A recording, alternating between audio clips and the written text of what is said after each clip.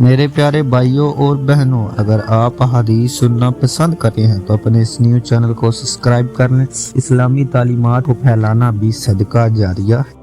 بادشاہ نے عورتوں سے پوچھا، اس وقت تمہارا کیا واقعہ تھا جب تم نے یوسف کے ارادے سے پھنسانے کی کوشش کی تھی؟ سب عورتوں نے کہا، پاکیزہ ہے اللہ، ہم نے تو یوسف میں کوئی برائی نہیں دیکھی۔ اس موقع پر عزیز کی بیوی نے کہا، اب حق کھل کر سامنے آ گیا ہے، میں نے ہی یوسف کو اس کی مرضی کے خلاف پھنسانے کی کوشش کی تھی اور یقیناً یوسف سچوں میں سے ہے۔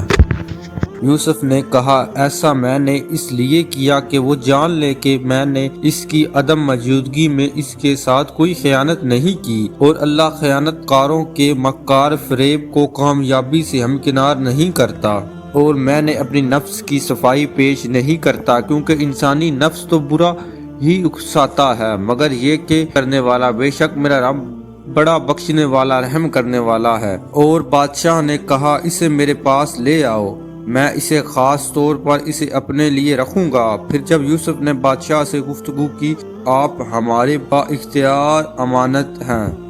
یوسف نے کہا، مجھے ملک کی خزانوں پر مقرر کریں کہ میں بلا شبہ خوب حفاظت کرنے والا، مہارت رکھنے والا ہوں، اور اس طرح ہم نے یوسف کو اس ملک میں اقتدار دیا کہ وہ جہاں چاہے اپنا مسکن بنا لے، اور اس طرح ہم نے یوسف کو اس ملک میں داد دیا کہ وہ جہاں چاہے اپنا مسکن بنا لے۔ ہم جسے چاہتے ہیں اپنی رحمت سے نوازتے ہیں، اور نیک لوگوں کا اجر ہم ضائع نہیں کرتے، اور آخرت کا اجر تو ایمان اور توکل والوں کے لیے زیادہ بہتر ہے۔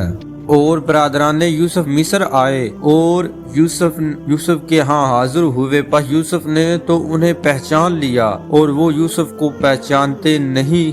جب یوسف ان کے لیے سامان تیار کر چکے تو کہنے لگے، دوبارہ آؤ تو اپنے باپ کی طرف سے سوتیلے بھائی کو میرے پاس لانا، کیا تم نہیں دیکھتے کہ میں پرانا پتہ ہوں اور بہترین مہمان نواز ہوں؟